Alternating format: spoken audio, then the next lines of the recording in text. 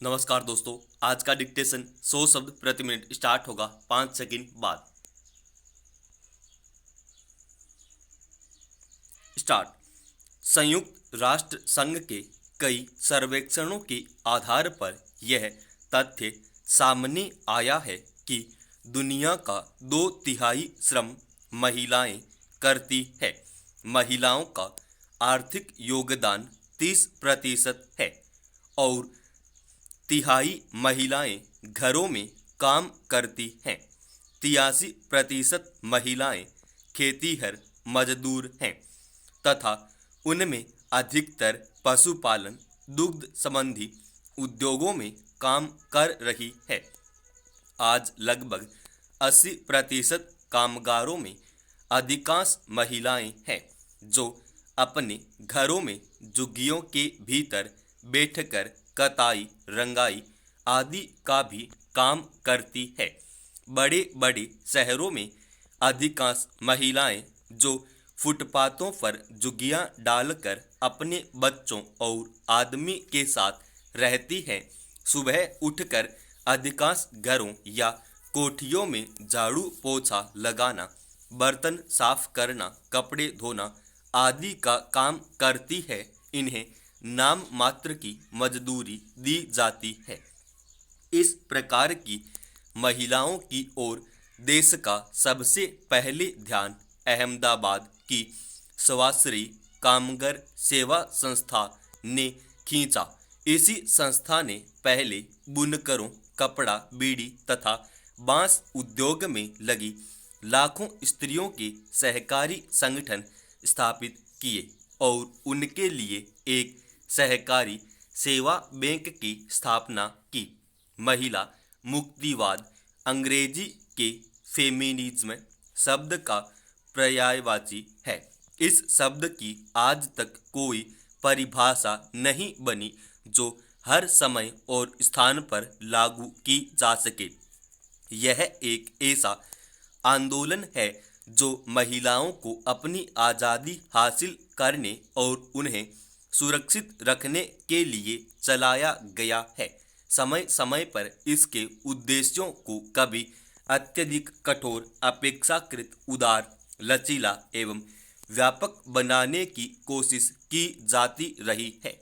फिर भी उसने अपने बुनियादी ध्येय में और न ही उसने महिलाओं को उनके अधिकार दिलाने की लड़ाई में शिथिलता आने दी। यह प्रश्न इस मुहिम के प्रवर्तकों और संचालकों को आंदोलित करता रहा है कि महिलाओं के किन विशेष अधिकारों की प्राप्ति के लिए इस संघर्ष को चालू रखा जाए। इस संदर्भ में यह ज्ञातव्य है कि औरतों के समस्त अधिकार परिवार के इर्द गिर्द घूमते हैं। इसलिए अधिकार प्राप्ति की यह लड़ाई पारिवारिक सुख सुविधा में अधिक बड़ा हिस्सा या कुटुंब संस्था को जड़ से खत्म करने में एक ही लक्ष्य के लिए लड़ी जा सकती है। आज महिलाओं की दुविधा यह है कि वर्तमान सामाजिक पारिवारिक यथार्थ को स्वीकार कर उसमें ही किस प्रकार अधिक अधिकार पाने की कोशिश करें। महिलाओं के अनुभव और आवश्यकतागत भिन्नता को पूरी संवेदनशीलता के साथ ध्यान में रखते हुए उनकी समस्याओं के समाधान हेतु चलाए जा रहे आंदोलन को अंतर्दृष्टि से जोड़ा जाए। दरअसल किसी एक समान मकसद के लिए दुनिया की सारी महिलाओं को एक मंच पर एक साथ लाना संभव नहीं है। जातीय, आर्थिक और सांस्कृतिक भिन्नता महिलाओं की समस्याओं में आड़ी आती है क्योंकि ये समस्याएं परिवर्तनशील होती हैं। यही वजह है कि आज तक विश्व की महिलाओं की समस्याओं को प्राथमिकता के आधार पर सूचीबद्ध नहीं किया जा सका। हालांकि आज महिलाएं अपार इच्छा शक्ति के लिए पुरुषों के समान अधिकार पाने का दावा पेश कर रही हैं, साथ ही चाहती हैं कि वे आत्मनिर्भर होकर स्वतंत्रता के साथ समाज में रह सकें। इसके बावजूद ऐसी असंख्य महिलाएं भी हैं जो मात्र औरत होने की वजह से अभिशप्त हैं। कहीं कम अधिकार पाना उनकी मूल समस्या है तो कहीं काम करने का अधिकार प्राप्त करना उनकी आवश्यकता। इस प्रकार भिन्न भिन्न स्थानों पर महिलाओं का मान व स्थान भिन्न भिन्न रहा है। उसके उदाहरण सर्वत्र बिखरे हुए हैं। सुखद स्थिति यह है कि आज महिलाएं भी ऊंचे ऊंचे पदों पर कार्यरत हैं। आज वे मात्र खाना पकाने वाली सेविका नहीं है बल्कि सर्वसंपन्न गृह स्वामिनी भी हैं। उन्हें शिक्षा ग्रहण करने, मत देने तथा बोलने का पूरा अधिकार है। वे अपरिचितों से बात कर सकती हैं, सभाओं में बोल सकती हैं, निर्वाचन में भाग ले सकती हैं। अब वे बंदी नहीं हैं। स्वच्छंद विचरण करने वाली आजाद भारत की आजाद नारी हैं। वे मनुष्य की सहकर्मी हैं, समान धर्मी भी। वे पति की सलाहकार भी हैं और परिवार की शुभ चिंतक भी। आज वे केवल मनुष्य की इच्छाओं की पूर्ति का साधन नहीं है।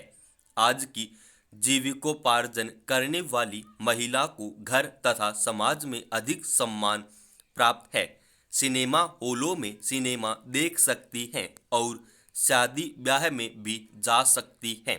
उद्यमी बन सकती हैं, विदेश घूम सकती हैं, विदेश जाकर सर्वोच्च शिक्षा तथा प्रशिक्षण प्राप्त कर सकती है।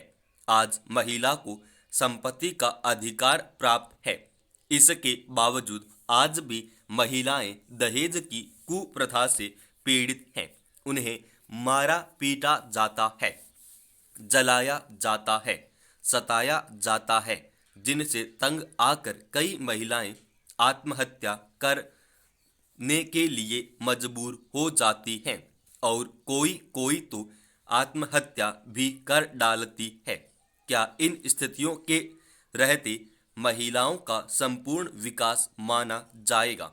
वर्तमान में जिस रफ्तार से हमारे देश में श्रमिक महिलाओं को शोषण जारी है, उस हिसाब से अनेक मामले आयोग के सामने आने चाहिए, लेकिन नहीं आ पाए। इसका मतलब यह नहीं है कि हमारे देश में श्रमिक महिलाओं की स्थिति बेहतर है या उनकी कोई समस्याएं नहीं है, न ही उनका कोई शोषण हो रहा है, बल्कि यह स्थिति शांत समुद्र की तह में घुमड़ते तूफान के आने का द्योतक है।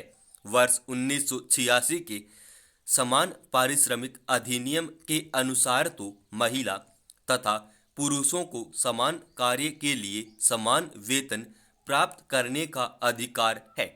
वर्तमान में न्यूनतम मजदूरी पारिश्रमिक अधिनियम के अनुसार श्रमिक को 31 रुपये दिए जाने का प्रावधान है, लेकिन घरों तथा लघु उद्योगों में दिहाड़ी पर एवं बाजार में काम कर रही महिलाओं को इससे बहुत कम मजदूरी दी जाती है।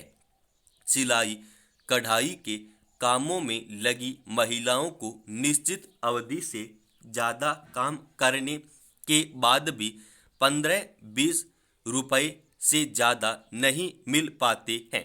शिक्षा का लक्ष्य विद्यार्थियों के अंदर अच्छे संस्कार पैदा करना तथा उन्हें आर्थिक दृष्टि से आत्मनिर्भर बनाना है। स्कूल में दाखिला लेने के बाद एक विद्यार्थी अपने स्कूल की पुस्तकों से, शिक्षकों से, स्कूल के वातावरण तथा सहपाठियों से बहुत कुछ सीखता है। शिक्षा का उद्देश्य दूसरों पर विचार थोपना या मतारोपण करना नहीं है और न ही शिक्षा का उद्देश्य मनुष्य को किसी प्रकार का आदेश देना है। शिक्षा का लक्ष्य किसी प्रकार का कष्ट अथवा दंड भी नहीं होना चाहिए। जब शिक्षा दंड बन सकती है तो छात्रों में अनुशासनहीनता पैदा होती है, जिसके फलस्वरूप छात्र आंदोलन तथा हड़तालें आदि करते हैं। समाप्त।